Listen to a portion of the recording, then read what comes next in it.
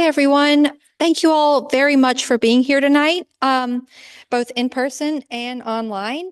I'm about to hand it over to Carl to lead this discussion with the panelists here, but I just wanted to welcome you all on behalf of Autism Tennessee and thank our funder, Humanities Tennessee, for supporting this and other Spectrum Chat panel discussions that we have throughout the year. And thank you all very much for being here.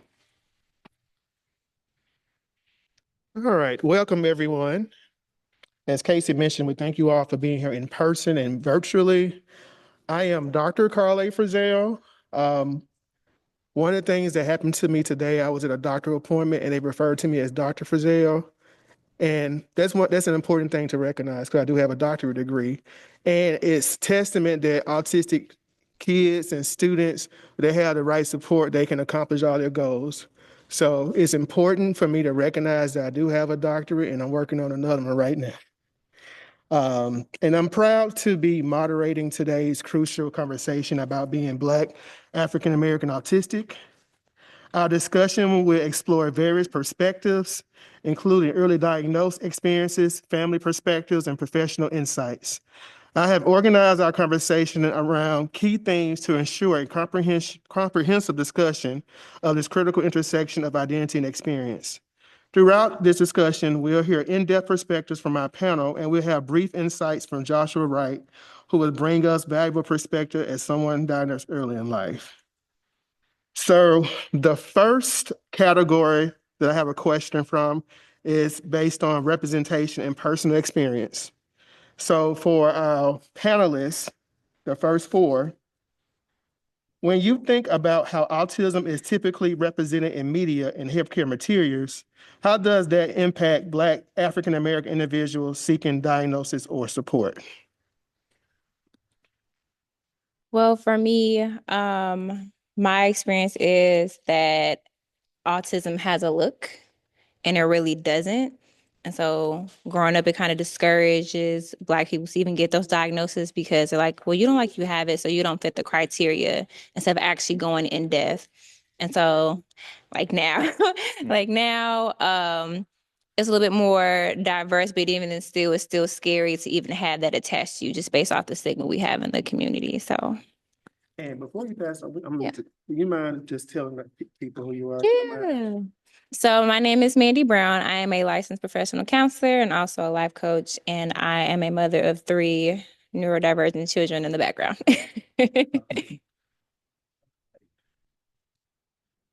Good evening, everybody. My name is Brian Williams. I was more diagnosed late in life. I was more diagnosed as an adult in I believe my mid to late 30s to be exact, in 2007. I guess the main thing with me on the question has always been, like she said, it's like the perception and the reality. You don't look autistic. You don't have you don't seem to have the symbolism of being autistic. I do think one thing that has been the biggest hampering on, especially on us as people of color, has been if anything, the kind of we kind of get lost in the shuffle a lot.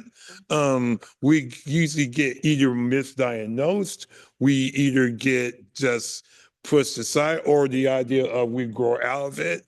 One big one among us, especially among us as African Americans, you're a man. Be a man, grow out of it, and then you'll be fine. And so we have been subject, I guess, more generations to we held it all in and we didn't let it all out. We kept it, to put it in a bad word, in the closet.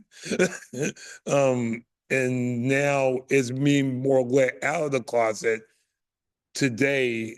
And I feel like that's the point I will leave with, is we're getting more to that point, but it really starts with us to get ourselves out of our stereotypes and more into like we need to be in the front of it now.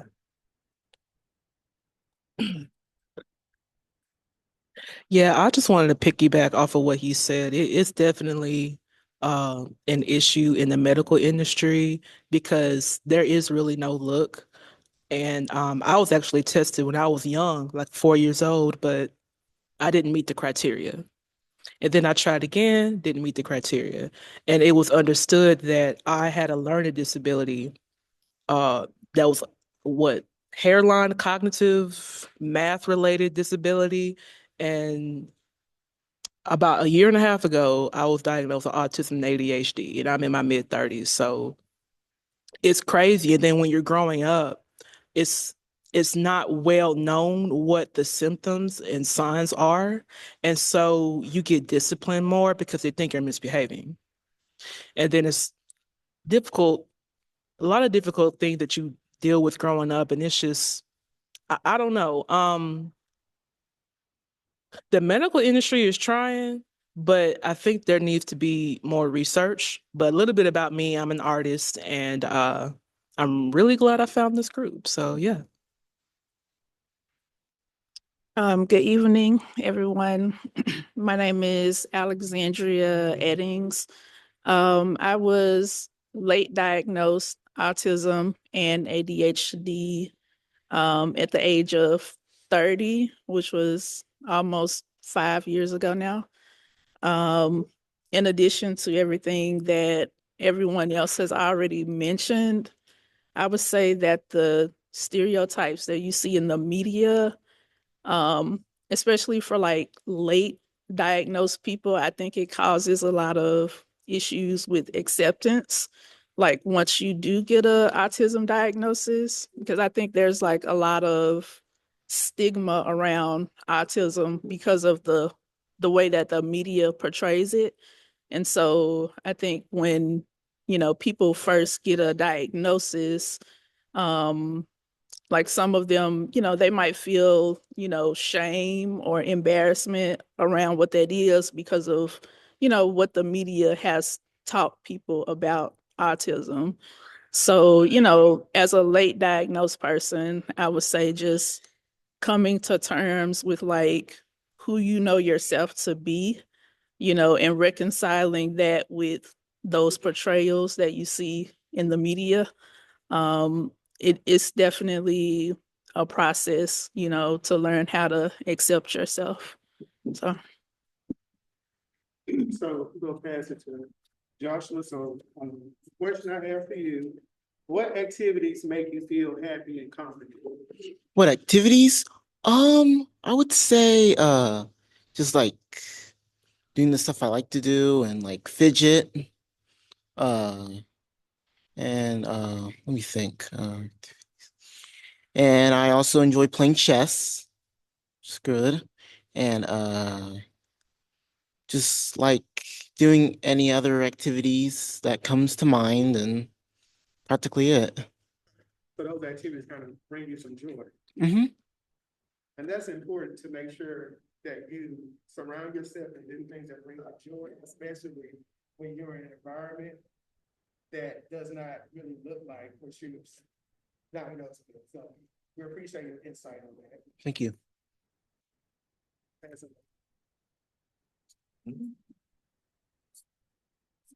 So for our next category, we have intersectionality, identity, and cultural perception. How do you navigate the intersection of being both autistic, African American, and how do cultural differences affect how autism is perceived in Black African American communities? So you kind of touched on this a bit, but I want to kind of go a little bit deeper to kind of see how that impacted you. Oh, you want me to go this time? Okay. Yeah. I will say this, and I'm going more present tense now. It is getting a little bit better. I look at two people who kind of made it better. And those two people to me were Holly Robertson Pete and another person was Tony Braxton. They kind of put a face on autism. And I figured another person, they put their children out there. Now that's a lot I understand and I get it. I don't have children, but I get it out on protection of children. But when you put a face on it, and I don't think no one saw a Black face and also dealt with a Black parent like Holly Robertson and Rodney P. Word, to see it face to face will hopefully give some hope to the notion, because that recognized an identity that no one's had ever seen before with autism. Now, overall mental health wise, I definitely will have to say this. From Taraji P. Henson to numerous other people who has now distinguished mental health as such a priority now. Simone Biles definitely was leading that as example. Mental health has been such a priority on us as African Americans, and it was never, ever pointed. Like I said before, it was in the closet. You put them in, you put he or she in the back door. You grow out of it. You will they'll be fine. They just you need to take mama's herbs. You need to take you need to get a full so your mama herbs and things like that. You're gonna be fine. But we never acknowledge the doctors. We never acknowledge the therapists. We never acknowledge the people. We never ever acknowledge them at all. And I feel like it has to be a two-way street now. With us autistic, from autism into mental health. I'm missing something from your point, your question. I feel like I'm missing something because you said something I want to address too. Yeah, so I said navigating the intersection of being Black African American autistic and having cultural differences affect how autism is perceived. I will on that point. The culture, that's the point I want to try. The cultural difference is, and I probably already said it before. For us, it's always been like it's always been like that kept in. Black women were always meant to be that strong person. Black men, we were always meant to be, we never cry.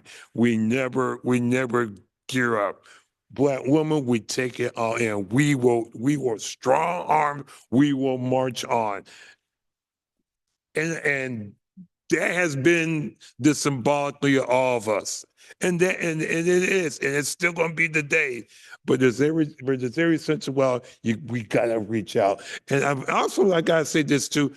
We got to find that proper person that we feel like we can trust, that therapist or that health provider for our children and everything else, because that is so key, I believe, today.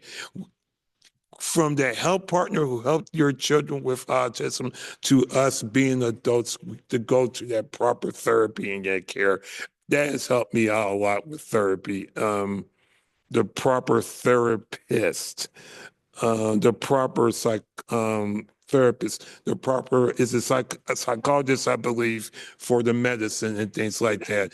You got to have that relationship, if anything, that intersection of relationship, because I beg of you as families, we got to have it, because it's tough. It's tough, and the battle's getting tougher, especially among our children.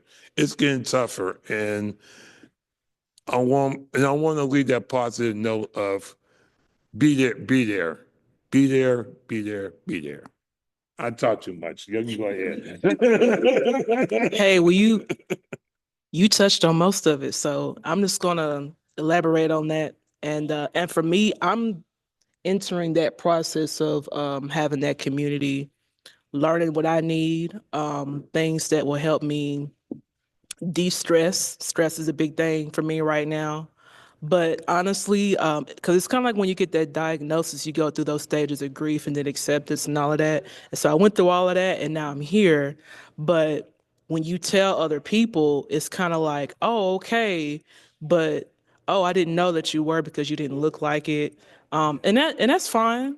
That's cool.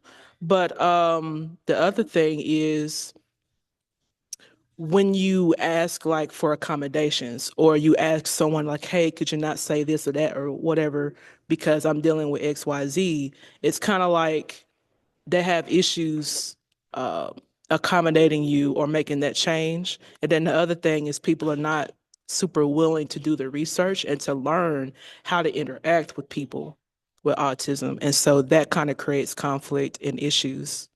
But we're getting better though. We're getting better. To add to what's already been said, I think as a community, we have a long way to go. It's still a tough conversation with me to talk about autism with my family. They don't really understand a lot about it. And even I myself am still, learning about myself and how my autism affects me in everyday life. So, I think, people should just like be more open to having the conversation and talking about it. I've learned a lot about ableism since my diagnosis, which I didn't even know what that was before I was diagnosed. So just learning about that and learning how to like identify that and understanding like myself and my own boundaries and not putting like the same pressure on myself, that society says, oh, you need to be this way or you need to work this much or do this, just understanding like, I know my limits and my boundaries and just being protective of myself. Whereas before, I put a lot of pressure on myself to keep up with what everybody else was doing or, to, try to do as much, or more than, everybody else. And it just led to a lot of burnout. So I think just having, open conversations with people, more and more, talking to each other and just doing our best to understand each other. Question I have for Joshua is, what is one thing you're really proud of achieving? Like, what do I achieve in? Well, I do swim and tennis. Okay. Yep, I've been doing tennis for like 10 or 11 or 12 years, I can't remember. But swim, been doing well with that. I don't know how long I've been doing it. It's pretty fun, really. Got to meet friends and hang out, and we like do our own thing. Um, it's just sometimes when I do those things, it can be hard for me to do, like, 'cause I'm not a pretty good tennis player or a great swimmer, but I just kind of like do it for exercise or for fun. Yep. But what I'm most proud of is my brain, really. Yep. Sure. The beauty of our brains is that our brains operate differently. That means that we can do a lot of amazing things. So that's one thing to be proud of. Yep. Well, when you have a brain, you can become smarter. That's right. Yep. That's right.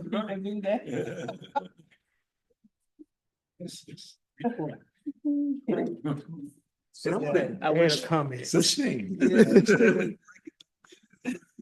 So you all brought up a very important point about having, a great support system. And one thing that I found myself doing, one of the things I faced was somebody saying, well, everybody's a little autistic.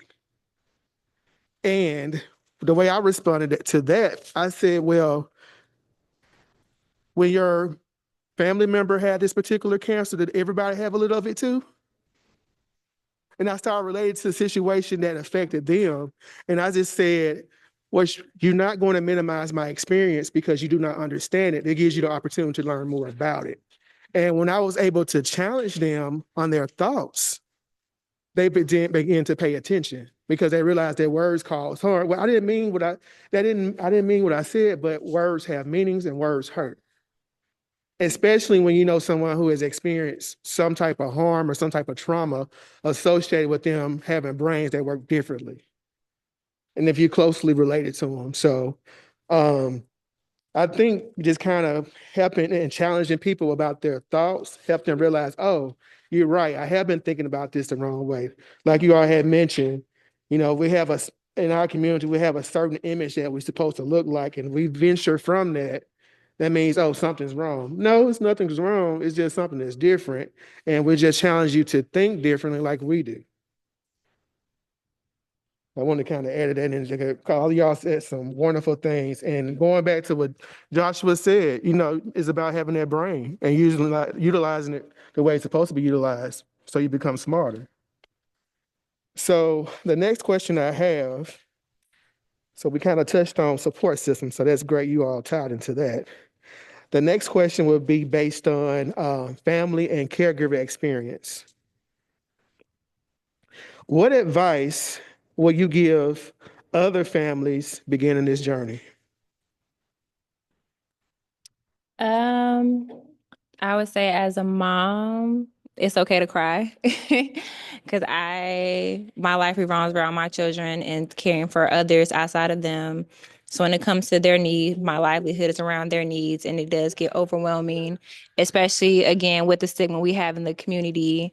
I know starting off with my son because he looks so adorable and handsome. His father and their family was like, we don't think anything's wrong with him. We think he's perfectly fine. So, okay, he can look like that. But I'm telling you what I'm experiencing.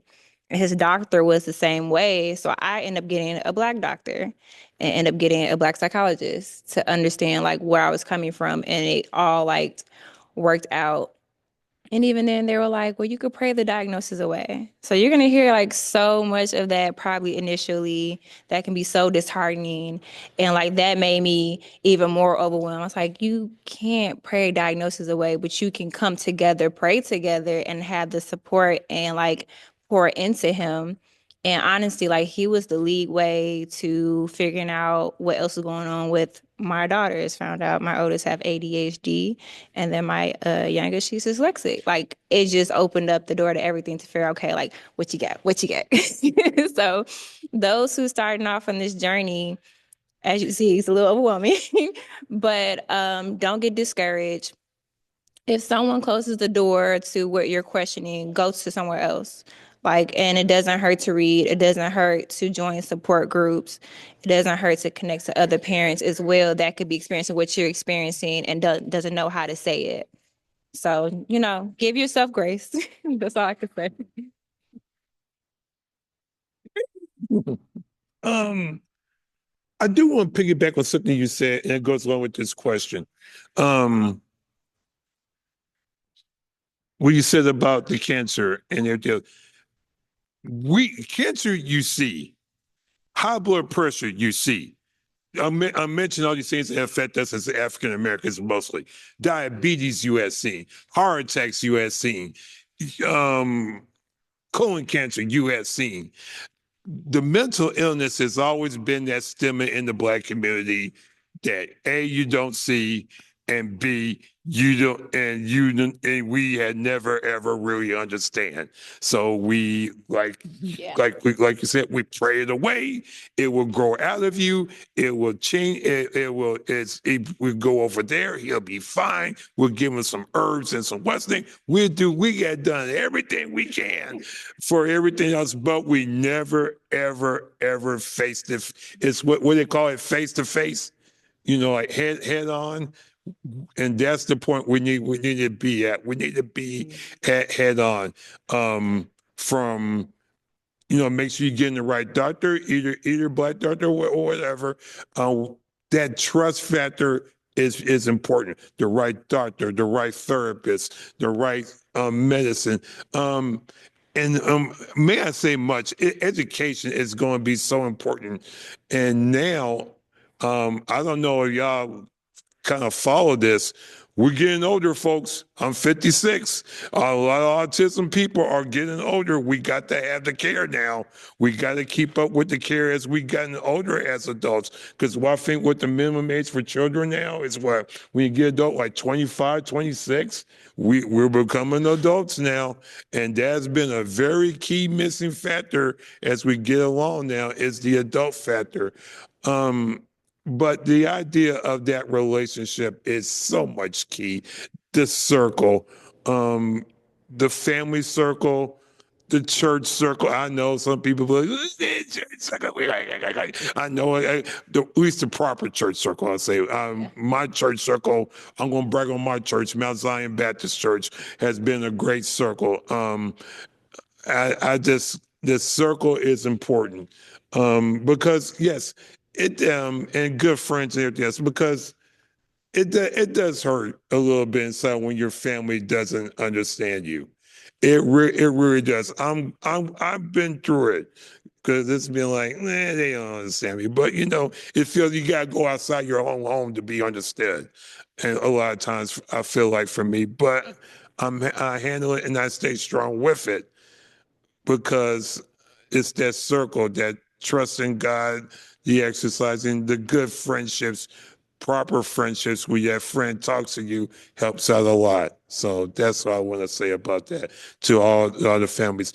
Please keep a great circle. That circle is important to that child, to you as an adult. That proper circle of everything that is going to be the most helpful factor in the family. Yeah, what he said. Yeah, it's so important not to give up because there are times where I wanted to give up many times because I was working jobs, not able to keep the job and not knowing why. Having issues in school and not knowing why. And it got to the point where I felt like, man, like, am I just not performing at the same level as my peers? Am I lazy? It's like, no. So, like you were saying, I put a lot of stress on myself and just always working hard. And then I became a workaholic and then I got burned out. So, uh, like you said, education is very important. So I was educating myself, taking quizzes online to see like, hey, do I have the symptoms? Because I actually had a friend tell me about 10 years ago, like, hey, I think you may be autistic. And I was like, what? Like, what? I didn't know nothing about that. And I didn't know a lot of the terminology. And here I am. So I had to figure it out myself because I don't know if people know, but there's not really a lot of resources for adults. It's kind of like, oh, you're not a child, can't help you. Yeah. So I'm just out here. But yeah, I would just say don't give up, educate yourself, have that support group, and have hobbies, especially creative hobbies to really just have that time to yourself and have a meditation thing to help bring you some peace. Peace is very important. I would say that you should definitely keep an open mind. Like if you're just experiencing a new diagnosis as a family, whatever you thought you knew about autism, just let all of that go and just, have conversations in an open mind. Don't make assumptions about anything. As you learn more about and deal with the person in your family who may have autism, I would also say just be patient with yourself, and just enjoy the journey of getting to know like who you are and like the uniqueness of your autism and your mind and your creativity. I know like I spent a lot of time, I would say like mourning the past because it's like, what if I would have known that I had autism earlier in life? Like, would I be better off? I would just say let all of that go and just focus on like right now and, making the best of, who you are and what you know right now. So that's what I would say. Got a question for Joshua. So, what makes you feel most supported by your parents?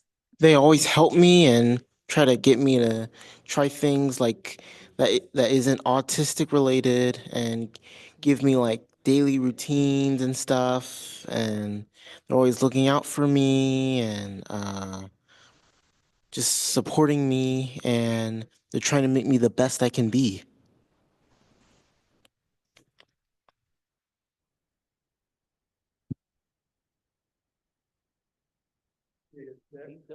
That's amazing.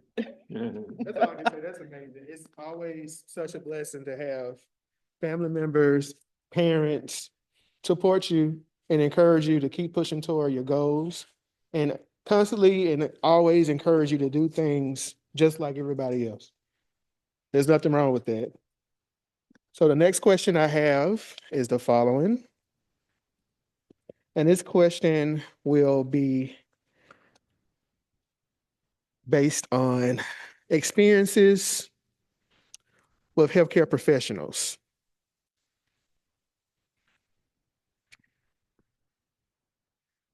So this is from everybody.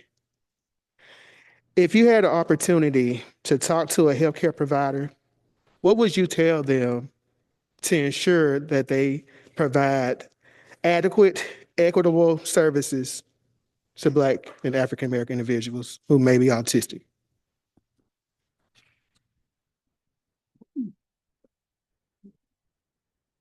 I would say have an open mind and toss out whatever book you learned from initially. Um, just as how mental health wasn't created for Black people, neither did it start off with physical health. And so the blueprint that you have, remix it for our community and come better. Go back. Before he says like You want to talk? No. He might say something like, "Oh, yeah, he'll man, here, I'll let you go this time first." And then go. oh, you want me to go? Okay. Man, what was that song? Kendall Lamar, Not Like Us. Not like us. Oh man, it's I guess that might sum it up a little. It was just your average person, they are not like us. I mean, I know every person's supposed to be different, but it seemed like with us, we're on another, we're on we're on different planets sometimes with us. I mean, like, and I ain't talking Earth, I'm talking some Mars, some been on Venus, some been on Jupiter, and some been in some the internal black hole, if you want to know what I mean. The internal planet where they have been deep, deep, deep, deep in it, that you're gonna have to pull them out of it in the therapy sessions because they experience so much pain, so much inner pain, I should say. That inner drama in home can cause a lot of different pains, people, and I will say that humbly. I think every person at least seen it. Home life, home home life is not what they said. We're not the Cosbys. We're not the. I mean, that was like TV. There's TV and there's reality. I mean, there's a perception, there's a reality. That's I will say that to to the education of the therapist, because you're gonna have to let us talk, because there's this perception that you have, and then there's a reality we are going through. Does that make sense? Yeah, it's like you may have this perception we have the reality. We want to break the barriers that, and a lot of it is change too. Those interchange that just link this all together, from like, what is it, like your own family talking about you? You're not nothing. You're not this. You're not that. You're crazy. You're this. You're that.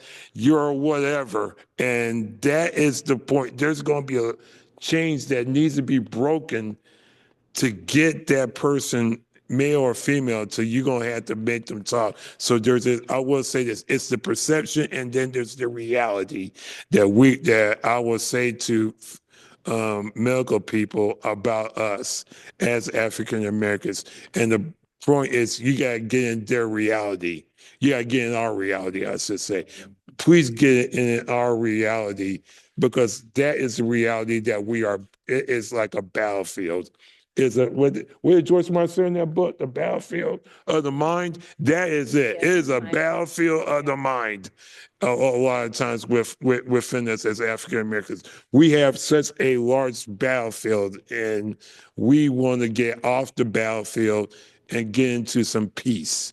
We want peace, and that is the goal. I would say to medical people throughout the world. We want to get out of the battlefield, and we want to live in peace.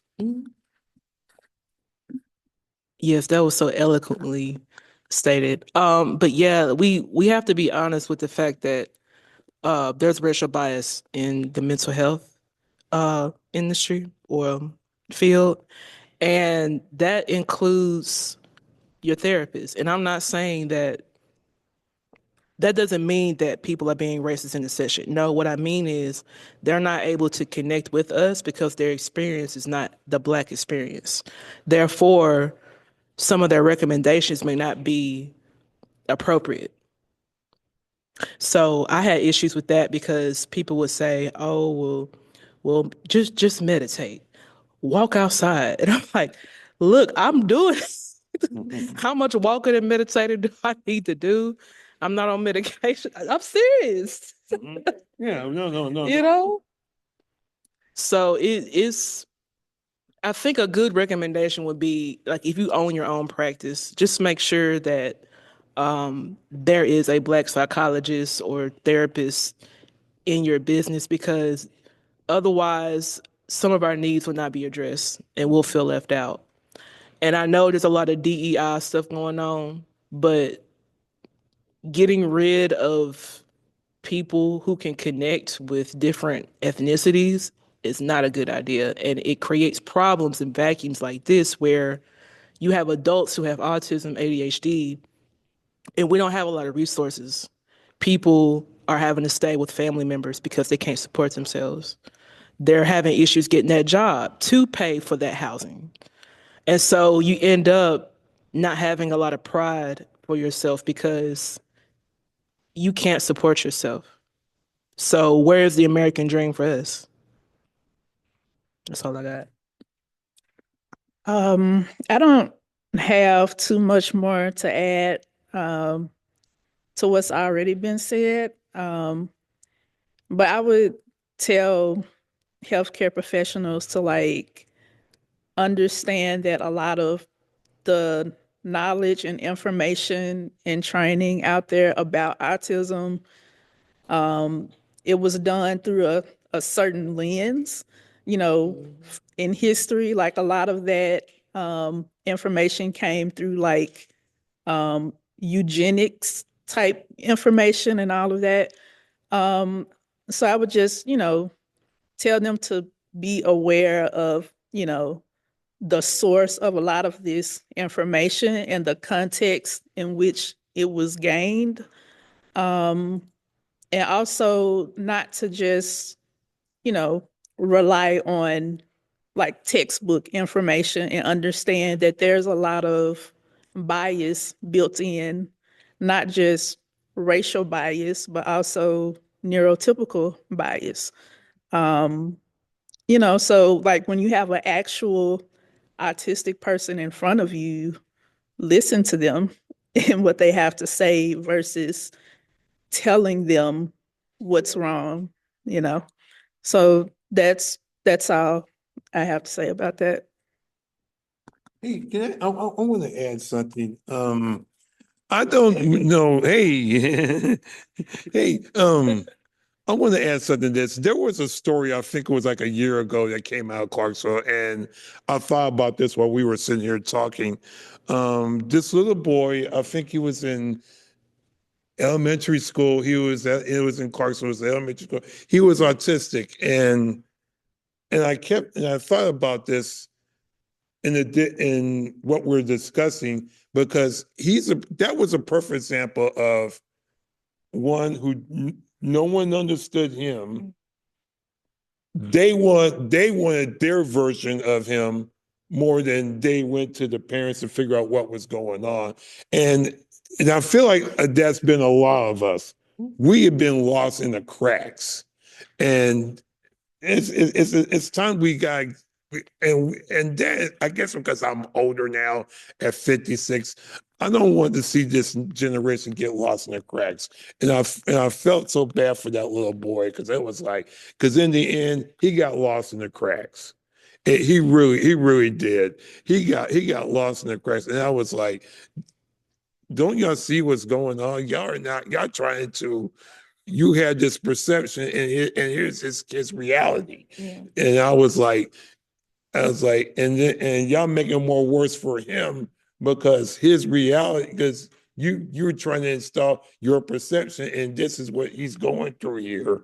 And that is something that just has to change. And I'm hoping this new generation will make it a little bit better. And I want to say faithful and hopeful, because I mean, he's starting to get a little bit better help now and everything, but I really did feel for that little boy, because I was like, oh man, it's just like lost in the cracks, like probably a lot of us have been, because you had this perception of what's happening with this person, and in reality, this person is going through these features. Mm-hmm. Mhm. I'm gonna add on to that too. Okay, go ahead. So I want to give my perspective as a clinician. So I worked clinically as a physician associate for a number of years, and I also worked as a physician associate educator. And one of the issues is the fact that they teach students on the medical model, which means they teach anything that's not considered quote unquote normal as a deficit. So Yeah. everything's considered as a deficit. So when you teach students that way, they start to perceive things that are different as deficits. And I can admit, because that's how I was trained. That's how many medical providers are trained that way. And I remember when I was learning more about autism and risk factors and all that thing, because this is all before I was diagnosed. I was diagnosed at age 37. So a year ago. But you know, it made me think something was wrong. But it kind of ties to what Brian was saying. People have their own perspective of what's going on with you, when you could just be asking for help or anything like that. That what happened to me when I was at work. They accused me of being difficult when I was just trying to ask for help. They said, you asked for help the wrong way. Right. So now, since I've left that environment, my goal is to ensure that students in medicine and allied health and all practices and all education know that we need to switch from thinking of a deficit to more of an accessibility type of situation. Make sure that we have those resources available for everyone to be successful, in order to kind of thinking, oh, you're not like me, so something's wrong with me. Something's wrong with you. No, it's nothing wrong with me. It's just that I have different needs that need to be taken care of. And I just need you to be on board with me so that can happen. So that's the reason why I'm doing what I'm doing, because it was a situation that I experienced, although it led to my trauma, but I've grown from that, and I'm making sure that I educate students and everyone else, family members, to know that just because someone is different does not mean it's a deficit. So I appreciate you sharing that, Brian, because it kind of ties on to like many of us has experienced. Like you said, we got lost through the cracks because people didn't understand because they didn't want to understand. So it's all about educating people. And the question that I have for Joshua on this realm of education, what has helped you be successful in school? What has helped me be successful, you say? I would suggest like having my tutors help me with my homework, and whenever I have a question, I raise my hand, and I um also get help from my parents and my brothers because they're always helping me look over my homework and making sure if I got it right, and trying to make sure if always helping me study for a test and trying to get me in ship shape.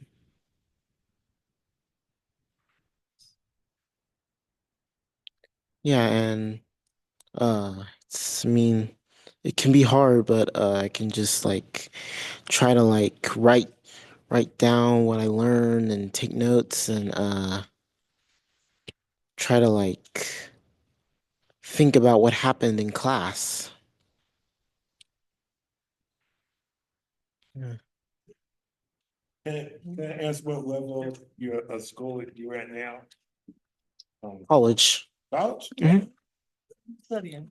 I'm undecided, but I'm taking astronomy and English.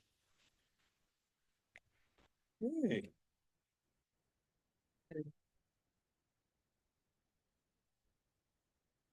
The question I have next is about moving forward, awareness and change. So, what positive aspects of being both Black African American autistic and or neurodivergent would you like to highlight and celebrate? So we can start with Alex. I mean, for me, it's a tough question to separate all those aspects of my identity. Um, I mean, I celebrated all. I mean, it's Black History Month, doing Black History projects. But also, like, I just try to focus on like my special interests. And one of them is just having a passion for learning. So, just focusing my time and energy and creativity on things that I want to learn, um, sharing information with other people, info dumping, whether that's about, pop culture, Black history, different things like content on social media about, autism awareness or, just neurodivergence in general, because, people, I feel like they take in information a little bit easier on social media when it's like, short spurts of content versus, this long, dense article or something. So just spreading information and awareness and talking about things in a way that can make it easy for people to take in. Um, and hopefully, they can learn something and share it too. But I don't really separate, being Black, being autistic, or all those other aspects of my identity. Like it's just, me as a whole, who I am. Mm-hmm. Yeah, I agree with that as well. But I would say with my special interests, my main thing that I love to celebrate is creativity. And creativity is a wide spectrum. You see what I did there? That wasn't even on purpose. Yeah. And also people who are dealing with ADHD, things tend to be slightly unorganized, but we're really good at organizing, that's crazy to me. Like I still haven't figured that out yet, but I could really organize well. Okay. So yeah, just creativity, organizing, and just coming up with things that people don't normally think or say. So that's why I think it's really important to always have a neurodivergent person in the room, because they could offer so many different perspectives that other people wouldn't even consider. I'm the oldest in the bunch because I'm 56. So I don't seen a lot. I guess what me has helped me was exercising, church, having that mental space where you gotta have that time to yourself and things like that. I will leave this with everybody. What's the church song? You can make it. You can make it. And that is what I will leave that way, everybody. You can make it. Yes, the road will be a little bit tough. The road will be a little bit grinding, but you can make it. You see these people up here, you can make it. But I will say this also again, get that great circle around you. What's the saying? You can't fly like eagles when you're hanging around with turkeys. Yeah, yeah. That's a Bishop Walker said line right there. Yeah, you can't fly like eagles when you hang around with turkeys. Yeah, you can't. You know they don't, the dogs don't bark at parked cars or something like that.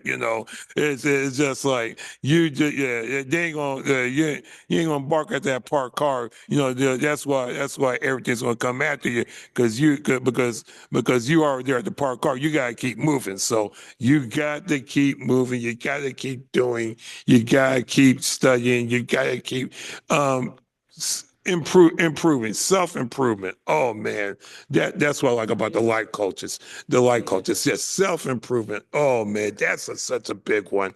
And because we beat ourselves up. Yeah. We do. We beat ourselves up. So having that person to kind of coach you, help you, tell you when you're doing things wrong, I ain't saying getting your feet, but just build you up, because we live in a world that breaks us down.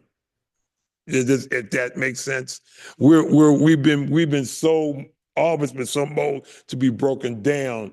We don't do anything to build ourselves back up. So we sit around and be all broken down. So we need to build ourselves up. So you can make it. Stay strong and stay encouraged. That's so hard to follow up. Yes. Man, repeat the question. I was like, yeah, turkeys.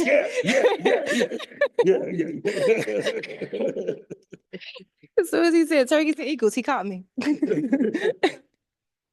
So the question was centering around what things can we do to help see the awareness and change in our community? Okay.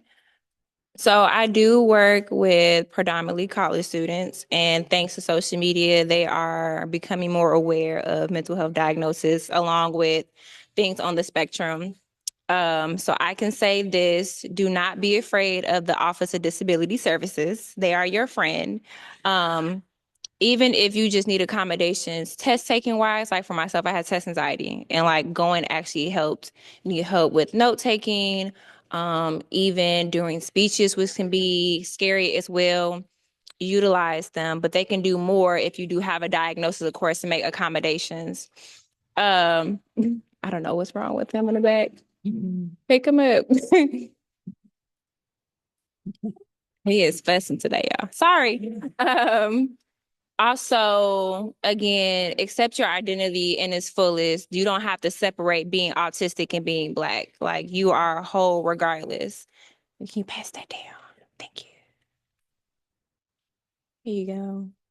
Yeah, you are whole regardless of your diagnosis. It doesn't make you like an ex. Like people are gonna isolate, will get away from you. It's not like a disease, okay? If anything, I know a lot of students have a hard time accepting it, especially if they are introverts. So it's kind of hard getting out of that shell. And like she mentioned earlier, how much deep breathing and walking can I do, especially if I don't want to go outside? Or if outside is actually overstimulating, you know? So I would say explore all hobbies that are within your comfortability and your boundaries. Parents, don't be afraid to explore diagnoses and get your children tested as well. And yeah, just stay encouraged. I mean, everyone has already said it. What may be wrong to others is right to us. I mean, having a different perspective is not a bad thing. It's not a curse. It's anything. It's more enlightening. Like maybe other people are thinking wrong. So. Hey, can I ask you something? You mentioned about the social media. Yeah. Because everybody knows there's good and there's very, very bad social media. How can that help us? Because it's sometimes social media, like you feel like, hey, that was good. Hey, that was bad. And then some social media, you just want to go like, you just want, I'm gonna be honest, I'm ready to cut. I'm gonna cut this person and you need to be cut and you need because you did it to yourself. Because you said it, you put your name on it, you did it to yourself. It's your fault. And I'm just gonna cut you. But come on, let's just be honest here. You're going to get cut. You did it to yourself. I'm going to cut you. You put your name on it. You said all this bad stuff. You're going to get cut. So, but how can that help us? Because let's face facts, man. We're not getting any better. There's some stuff about we're not getting any better on social media. I'm like, man, it's like some stuff I just want to go like, I can't believe you put your name on this. And then I go like, do they know they put their name on this? And then sometimes I just want to go, do you really know what did Chris Tucker say? Do you really understand the words that are coming out of your mouth when you rent that mess online? And that's so I just want to ask that on the social media front, because I mean, our children, let's face it, the kids, we on it. And a lot of it's good and some of it's just like, it's bad and it affects them the most mentally. Yeah. So I was going to have you address that a little bit. So social media, in a good light, it makes you more aware. Quite honestly, it made a lot of the people I work with more emotionally and mental health aware wise, what made them want to explore if they had anything going on with them. Also for me as a parent, it was validating because the early things that I saw with my child was ignored. So it's like, oh no, your kid's doing that too. Let me kind of explore this and see what's happening, especially with his hearing loss. He has hearing loss in his left ear. And so it's crazy how I learned via social media how being on the spectrum can correlate with something else as well. And I see a lot of other diverse families speaking out on it where, like I said before, we wasn't really in the spotlight about it. Now, the bad side of it, I have seen where they are condemned. It's like, well, why are you putting your children in the spotlight? Why you put them all over social media like you're doing this for clout? And quite honestly, it's not always for clout. It's really just for soul awareness. So it is tough to kind of have people understand and decipher like who's actually showing like the growth and the life that these people are experiencing versus like, oh, a quick bag. So I appreciate both sides of the spectrum, but it's up to you to pick like what's actually good or bad. And also be aware that there are really mean people out there, but that doesn't determine who you are. If anything, that just mirrors who they are and like that there's a bad person all the way around. So yeah, that's kind of how I like to put it like in the middle. Well, we want to get your truth from a counselor because Yeah. they need to hear that. Yeah. They need to hear that. And it can affect like mental health as well, because like it's just, well, these people are putting themselves out there and I'm not that open. So what do I do? How am I going to have a community if I'm afraid to say anything? So, I mean, I totally understand both sides of it. And you mentioned it as well, whenever you all do get the courage to have a therapist, definitely go for it and let that be your safe space and let it be open to explore any and everything that's on your mind. All right, so I do, like, I do have a question that has come from one of the registrants. So the question is, has anyone found it difficult to reconcile your neurodiversity with Blackness in a Black culture that has historically misunderstood, looked the other way at neurodiverse people?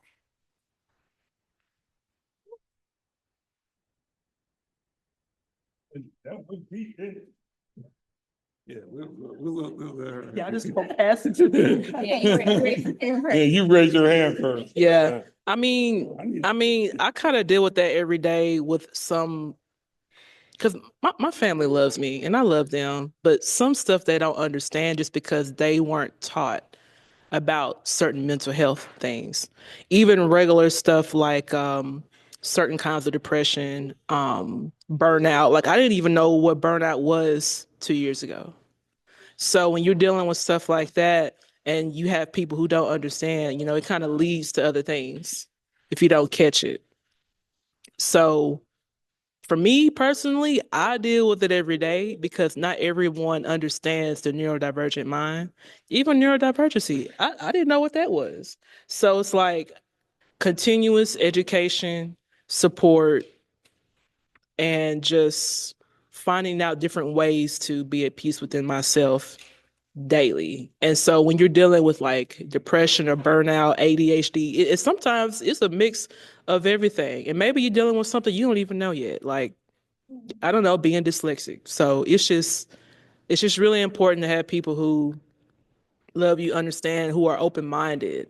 Because even if you don't understand, if you have an open mind, I can work with that. So anybody else? It's like hot potato. Like, nobody Yeah, I felt on pressure. No, pressure. no pressure. Okay.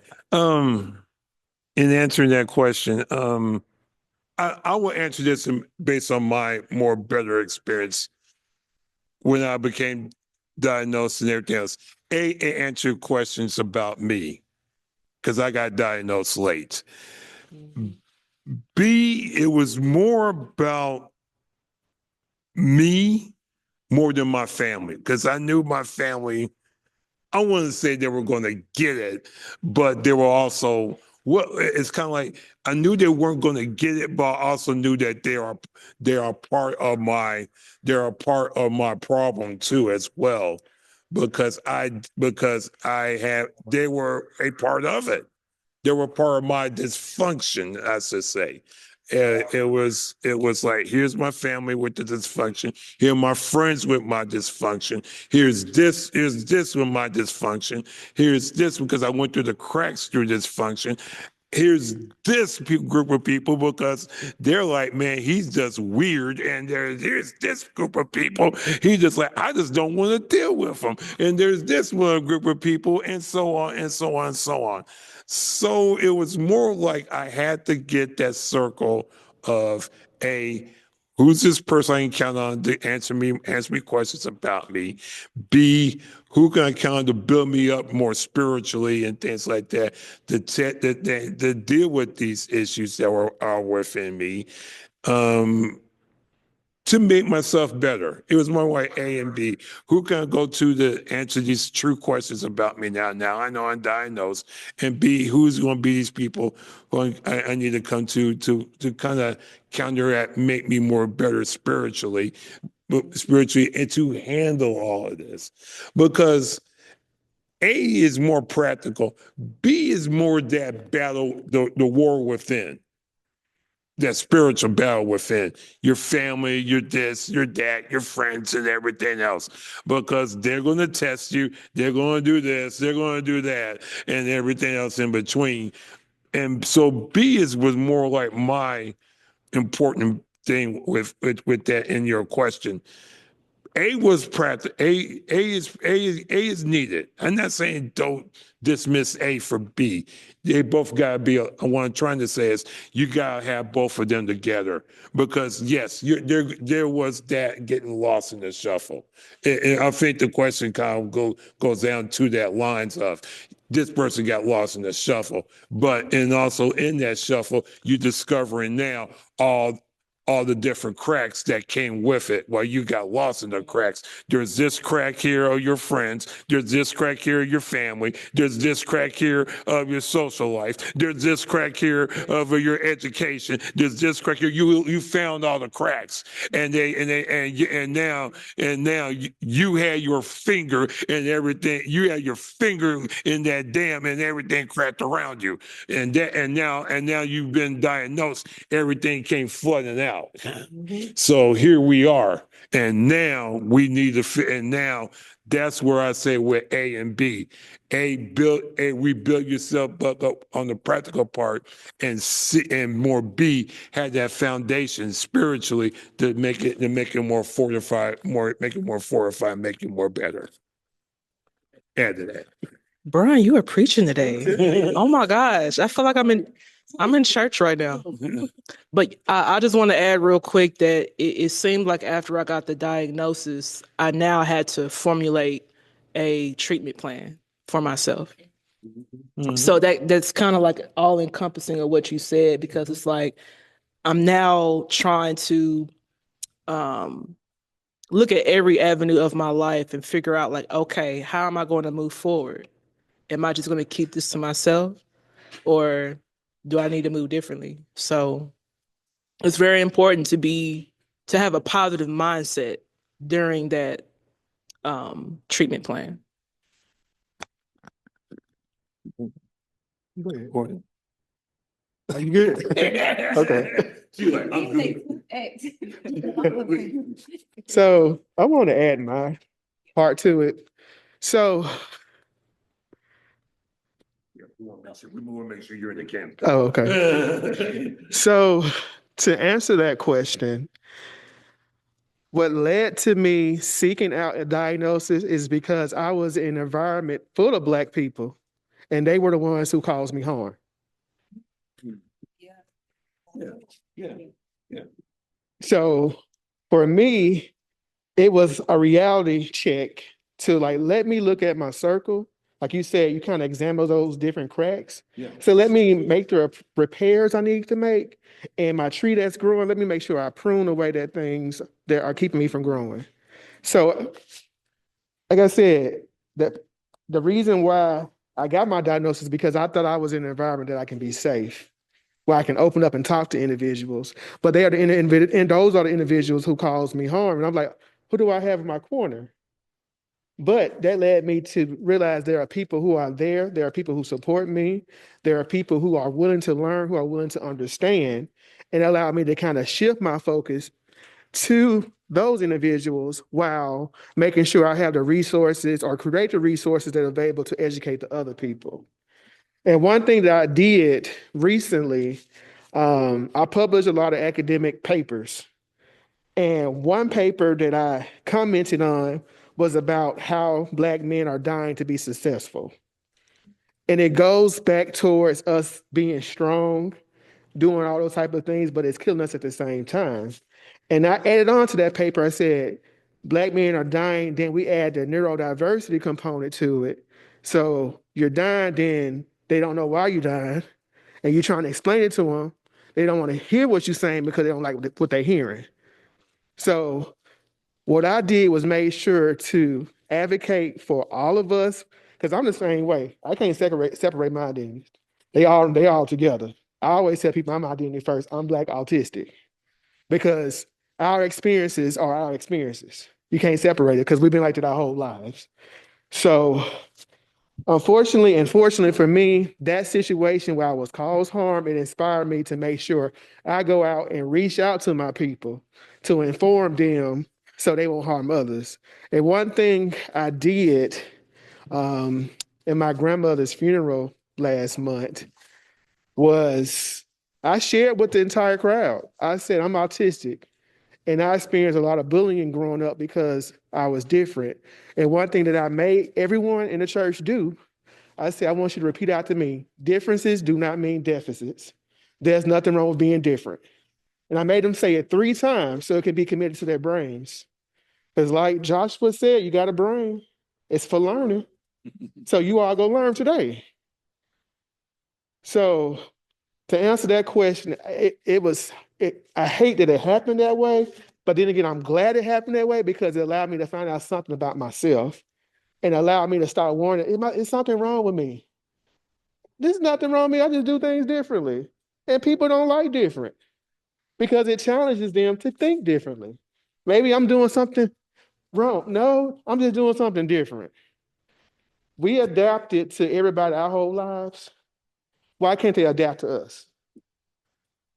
So that's my response to that question. Yeah. See, you thought you were in a proper yard. You were in a nice little, I got my nice little yard here.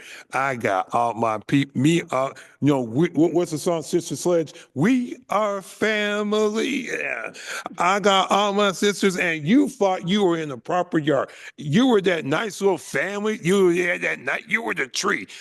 Then you found out you got some weeds in your yard. You had Pookie in your yard. You had Ray Ray in your yard. You had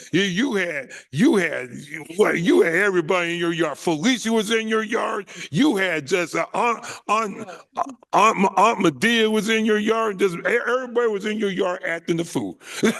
And you had to pull out all these weeds, and then you had to find out that, and then you had to get back on fertile ground, new roots, new foundation, and then you made yourself better to make you a stronger tree. You had to get out of that yard and move into a newer yard where you had a foundation, you had bricks, you had settlements, but the more important line is here, you had stability.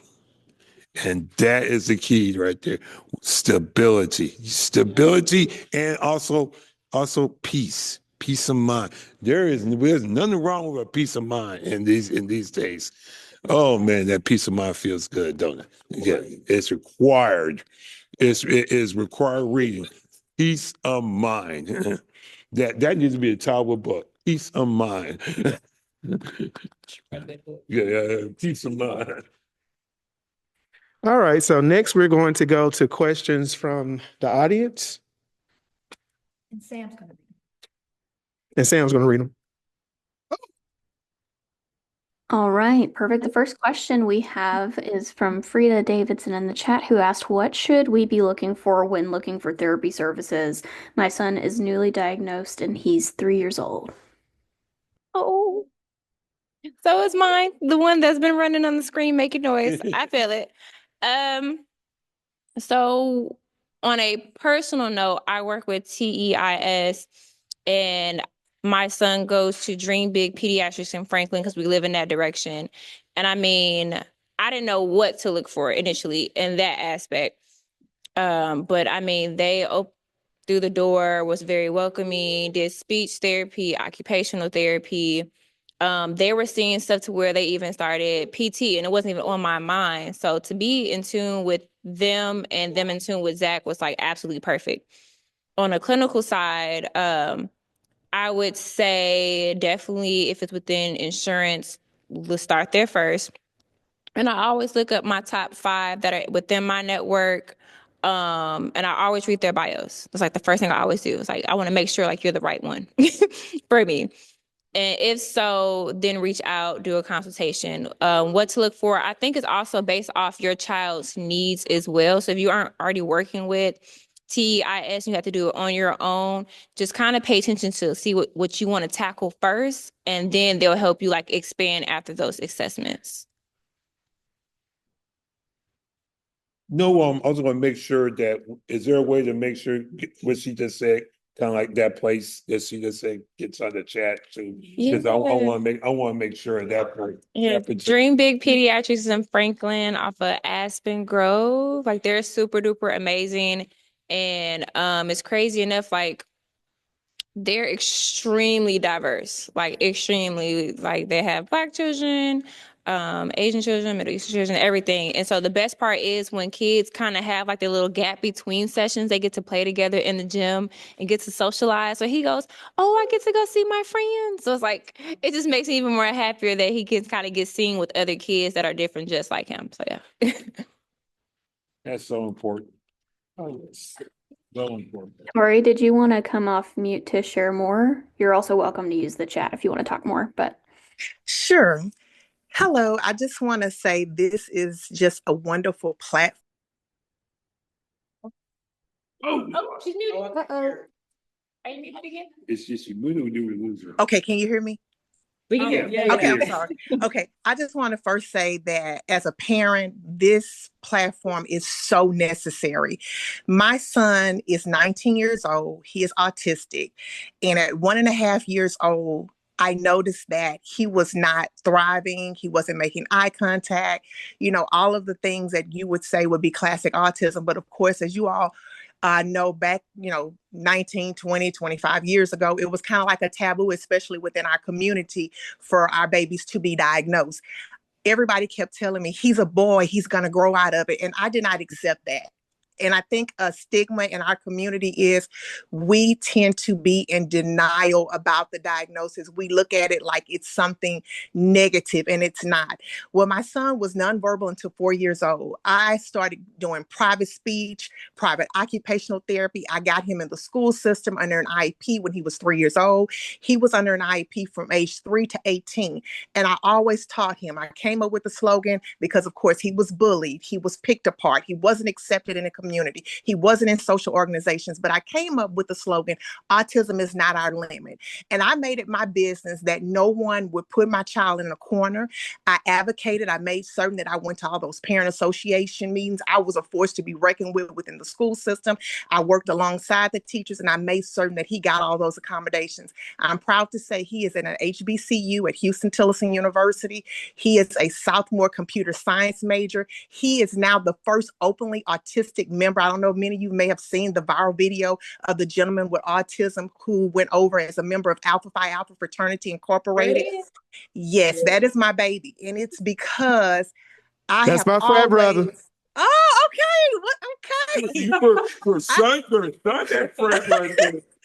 I have always taught him to never be ashamed of the label, and I never allowed others to define my child. And I think it's so important that we foster that inclusion amongst our babies. And I will say this, although they teased him and they bullied him in high school, he had the highest amount, over $300,000 in scholarship offers.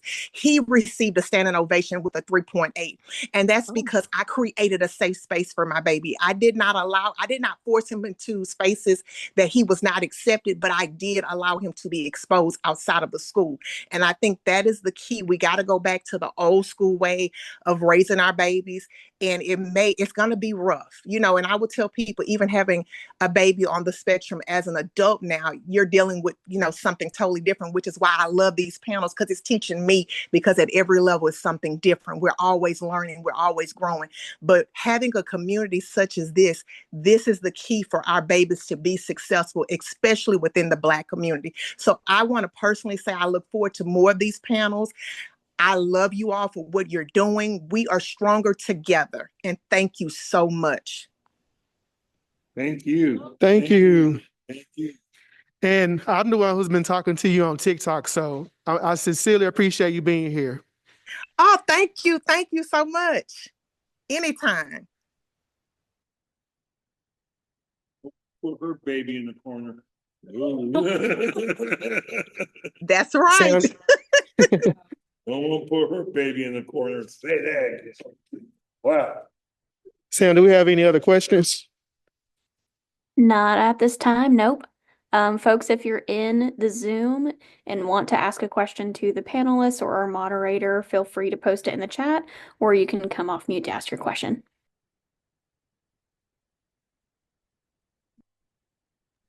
Oh, and we have one from Sarah, who asks advice for seeking autism diagnosis as an adult or late in life in the Nashville area. I know Vanderbilt can help as well, but as the adults that I do work with, I do recommend Athena Clinic here in Nashville. They have several locations. They do take everyone's insurance and they move pretty quickly. So I know the one in Nashville is located in the Metro Center area. So definitely I recommend them. And they're really, really sweet too. So yeah.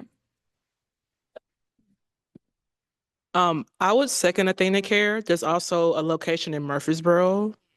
That's the one that I went to. Now, when I did get my initial appointment, it was like in December, and I didn't get seen till like April, April or May. Now, it took almost a year, but it was worth it because I had top quality therapists and a center. And what's really important is when I walked in, it was very what's the word, like the Affirming. no, the sensory rooms. It was very chill when I walked in. It wasn't a loud noise. It wasn't any bright lights. When I walked in, it felt like a calm doctor's office and calm colors. That's important. So I definitely recommend them. My therapist was great. And she was actually the one who pressed and recommended that I be tested for it through Athena Care. So shout out to them. And if you're not looking for a diagnosis, I still recommend them because they do help with like trauma that we do experience. So they do have EMDR, they do CBT, DBT, you name it. So I would say just explore those as well if you want to start pinpointing certain things that you have experienced within the Black community. Mhm. Sorry. My question is also about Athena Care because I also got diagnosed with them, but unfortunately I didn't have a great experience. And I was just wondering, like, if it was typical that in your diagnosis that they give you kind of like an unfinished plan, treatment plan without any recommendations. Um, and if they ask you to like just ask to fill in the gaps for them as part of your diagnosis, I wasn't sure if that was the main experience or if that's typical. It felt off-putting for me and my therapist who was there receiving my results with me. And it just wasn't the best experience, but yeah. Oh, I'll go next. No, that's not supposed to happen. I mean, there is a time where you have to like fill in the gaps as far as like kind of making it a plane so like they can see what you're seeing, yes. But it sounds like very broad, so no. For me, I knew that I was going to need some kind of document that stated accommodations or help with employment or even like accommodations in school. And so I personally requested to the doctor who did my results. I said, hey, can you give me an accommodation letter for work? Because at the time, I was working at the worst imaginable place for somebody who's autistic, a warehouse. And I was at FedEx. They will not help you if you do not have a diagnosis. They'll be like, oh, hey, I hear you. I want to help you. But as your supervisor, I can't help you. And then when I got the letter, because at first she said she was going to charge me $25 for it. This was outside of me getting my results. So the experience was good, but the fact that I had to ask for the accommodation letter, which she eventually gave it to me for free. She could have just did that at first. But anywho, that's beside the point. She wrote me the letter and I saved it to my Google Drive. So now I have it anytime that I need it. But what happened was I took that letter to FedEx, showed it to my supervisor, and he said, it is not my responsibility to manage your stress. So just because you have an accommodation letter, just because you have a diagnosis does not mean that the job that you're at, you're going to get those accommodations because they may not be able to fulfill those accommodations. And that's incredibly frustrating. And so from then on, I left, went from job to job to where now I'm doing substitute teaching, which I can make my own schedule. I can work with other kids, which that works for me because I want to be an art professor. So don't feel a type of way about it. Just request for an accommodation letter. Even if you have to call Athena Care, do it and say, hey, can you get me in contact with the examiner? I would like to request an accommodation letter. And she signed it and everything. So get it. Yeah. All right, we got time for one more question.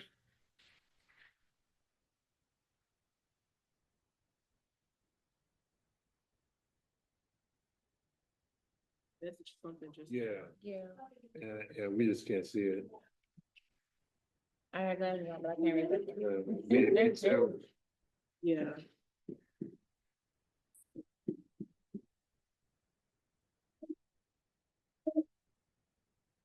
Just some affirmations. I am forever thankful. God made us unique in our own way, can do all things through Christ, and I will forever put God first. Dust yourself off and try again. I will forever be thankful. I hope y'all understand, and I hope y'all have a blessed week. Can you all put a list together to help us parents with autistic children get the correct medication for behavioral? And Sam put the link to our helpline. Okay. But if y'all have any recommendations, if you can email them to me, I can send them around to everybody. Okay. And someone really liked your idea for your accommodation. Oh, good. Yes. Get it. Good. When they say use your voice. Yeah, use your voice. I keep all of my documents on my Google Drive, just in case. All right, so I would like to ask the panelists to give any last words of encouragement to our audience. All I can say is stay strong. Again, advocate for your child, advocate for yourself. Create that support system if you can, even if it's just one person that is understanding of what you're going through. As a parent or even someone that's also on the spectrum. And yeah, definitely put God first. I mean, you need it. I will say, had that strong support system, going on what she said, that like I said before, the circle, you know, the circle of you, your medical health, which includes your mental health and everything too. The spiritual health, wherever it is, church reading, devotional reading, make sure you got that, your physical, not the physical health like medical and things. I'm talking your physical exercising like I like to do now. That has really helped me out so much exercising on a regular daily basis. I'm gonna brag on my Orange Stereo Clarksville here. I love them so much. I'm gonna brag on them. That has really helped me out so much, and just once again that circle, that foundation, because that is going to be your key in the end to make yourself better. And to families, I would say the same thing to the mothers with the children. You have autism. That support system is going to be so helpful from the diagnosis to the therapy to the family to the friends to wherever. That foundation is going to be so important because that child is going to need it. As they're going to get older, they're going to get better. And you see it right here. You saw it right here with the testimony of them. When they had that foundation, that mother, that foundation, that's what I will say. That foundation, that circle is what is going to be so important. Yeah, and I would like to echo what they mentioned. And also, with me, the paperwork was really important. And I actually was tested twice and got the same result, once through DHS and then the other one through AthenaCare. And AthenaCare actually recommended Autism Tennessee to me in my results. But yes, getting your accommodation letter is very important. Half of it was recommendations for employment in that environment, and then the other half was recommendations for me in college because I'm going back to school. Yeah, I'm a senior. I'm ready to go. And also, yeah, the support group, having things that you enjoy doing with your special interests, whatever it is that you like to do, do it, because you may have that day where you're burned out and don't feel like doing nothing. You got that one thing, that one show you want to watch. I'm like, well, I'm going to watch that show and I'm going to enjoy it. So Yep. That's about it. I would just tell people to,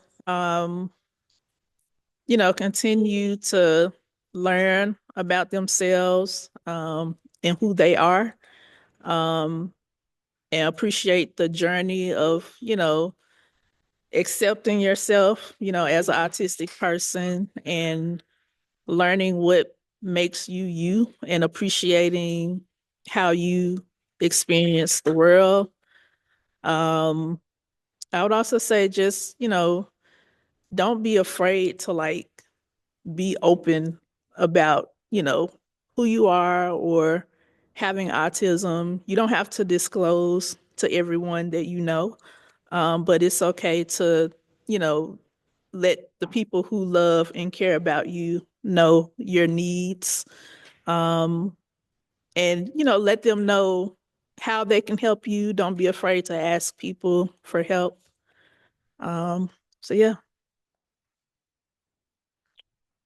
What I think how to encourage people with autism is just like think about what's going on in real life and try to have self-control with your mind and try to fight it too.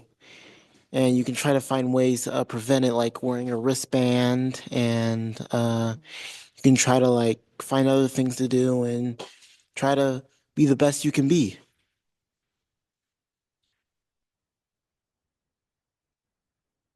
All right, so we would like to thank our panelists for participating on this very important.